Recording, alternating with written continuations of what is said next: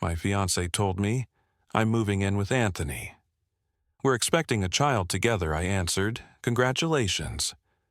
Then I canceled her engagement ring, returned her car, and updated every password. 6 hours later, she appeared at my doorstep, crying that Anthony had thrown her out. I'm 36M, writing this at my kitchen table, staring at a half-finished cup of coffee, trying to wrap my head around how quickly your whole future can collapse. It was Thursday, about 2 p.m., when my phone buzzed. Sarah, 31F, my partner of 3 years, and fiancé of 8 months. We'd lived together in my home for a year and a half. The exchange was short, cold, and oddly formal. David, I need to say something. I'm moving in with Anthony. We're having a baby. I'll be by tonight for my belongings. Anthony, 29, her trainer, the guy she'd been working out with almost daily for 4 months. I had even financed those sessions, thinking I was being supportive. My brain stalled for a beat. The words didn't register at first. Congratulations. I muttered it flat, like confirming a restaurant booking. That's it? She asked. That's all? What else was left? You've made your choice. She said she expected me to fight for her. You're carrying another man's child and moving in with him, Sarah. There's nothing left to fight for. I ended the call. Weirdly, I was calm, almost detached, like I was watching a stranger's disaster. Beneath that calm, my mind was already in motion. First step, the engagement ring. Called the jeweler, where I bought it 6 weeks earlier. They had a 60-day return window. Drove down, returned it, got back $11,000 of the $12,000 I'd spent. Next, the car. Sarah drove a leased BMW I'd co-signed less than a year ago. I logged into the leasing portal, removed my payment info, then called directly to end my guarantor role. They said she'd have to qualify on her own income or return the car. Her trainer's salary wasn't going to cover it. After that, I secured everything. Changed the Wi-Fi, reset Netflix, Disney Plus, and every streaming login. Altered the home security code. Canceled her gym membership I'd been paying for. Cut her from my credit card. It took about 3 hours, smooth and deliberate. By 5 o'clock, I was settled in my living room, waiting. At 6:30, the bell rang. Sarah stood there, mascara streaked, dragging 2 suitcases. I kept the chain latched. David, please, we have to talk. Anthony, he kicked me out. Why would a man eject his pregnant girlfriend? It's complicated. He said he needs space. He wasn't ready for me to move in. The entitlement floored me. She wrecked our life, assumed Anthony would seamlessly provide, then ran back to me when it collapsed. That's Anthony's issue, not mine. She panicked. Accounts locked, car rejected, gym membership gone. You said you were moving in with Anthony. That makes these his problems now. She begged for one night. No, Sarah, you chose him and his baby. I'm respecting that. Her face cycled through desperation, anger, fear. You're punishing me for being honest. I'm not punishing you. I'm honoring your decision. Go live it. She pounded on the door for 10 minutes before leaving. Silence never felt so peaceful. It's been 2 days since Sarah's bombshell, and the aftermath has unfolded exactly as expected. That first night after she left my door, my phone was bombarded with texts from random numbers, obviously borrowed phones, since I'd blocked her main line. David, I messed up. Anthony isn't who I thought. I'm in a motel, broke, please talk to me. I screenshotted every message and ignored them. Friday morning, her sister Jessica called my work line. David, what the hell is wrong with you? Sarah's ruined, practically homeless. I told her calmly. She announced she was leaving me for Anthony and having his kid. I respected that. Jessica shouted that Anthony had used her and tossed her aside. That's terrible, but not my responsibility. She made her choice. Jessica accused me of cruelty. No, I'm being rational. She ended us. I'm not a backup plan. Hung up. Blocked. By afternoon, her mother rang me. That was entertaining. David, I'm ashamed of you. Sarah's pregnant and you tossed her like trash. Linda, I said, your daughter chose another man and his baby. I didn't push her away. She walked. She argued Sarah had realized her mistake.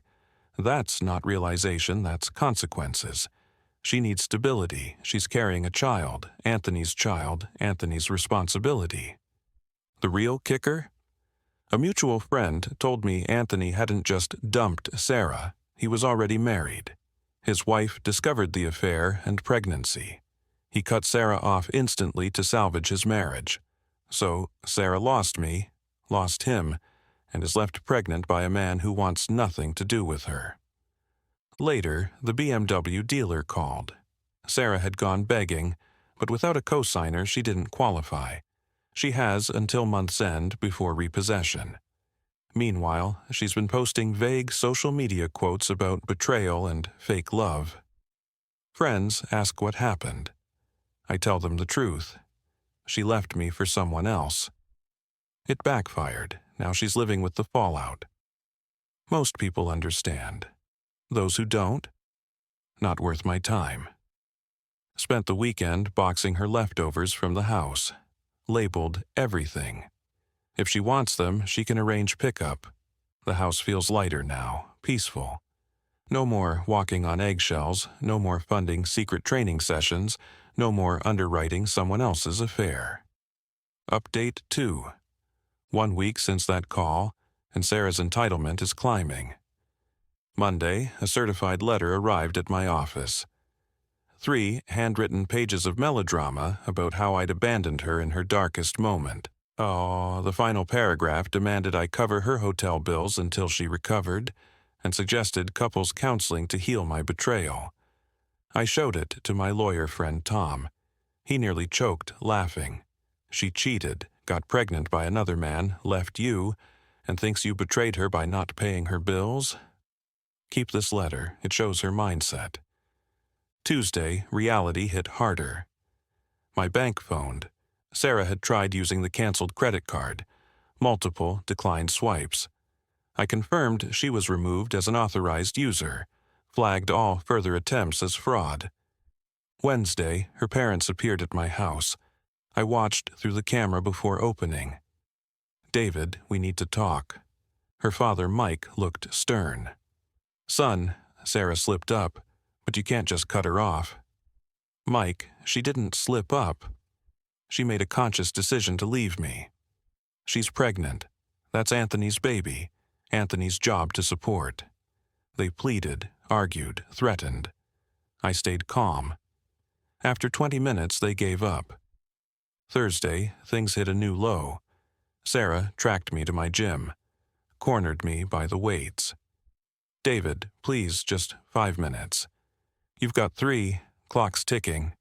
She begged, admitted Anthony was married, confessed she was terrified. I miss us. We can work through this. Time's up, Sarah. You didn't make a mistake. You made choices. You cheated, got pregnant, left. The fact Anthony duped you doesn't erase that. She swore she loved me. No, you loved my stability. Anthony gave you thrills until reality caught up. Now you want your safety net back. I grabbed my towel and walked out. Find another gym. This one's mine. Later, Jessica texted me, "You're a heartless bastard." Sarah's sleeping in her car. My reply, she chose Anthony. These are his consequences. Blocked Jessica for good. Final update. 3 months later, time for the last chapter. The fallout spiraled quickly. Sleeping in a BMW you can't afford while pregnant doesn't last. Within a week, it was repossessed. I drove past the lot, saw it sitting with dealer plates again. Her parents took her back in, but reports from friends say it's chaos. Sarah wanted the lifestyle I gave her, meals out, shopping, comforts. Instead, she got curfews and lectures. The pregnancy became messier. Anthony swore to his wife Sarah was lying about paternity, demanded a prenatal DNA test. She agreed, probably thinking it'd secure his support. Results confirmed it's his. His reaction? Lawyer up, prepare custody paperwork, and offer minimal child support.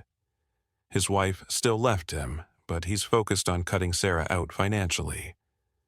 About 6 weeks ago, I saw Sarah across the street, belly obvious, struggling with grocery bags.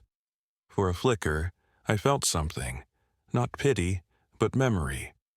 Then I recalled her standing in my living room, declaring she was carrying another man's child. I sipped my coffee and went back to work. Last week, Jessica made one more attempt through a coworker, asking if I'd chip in for baby costs for old time's sake. My response was clear. Sarah chose Anthony as her child's father. These are Anthony's expenses.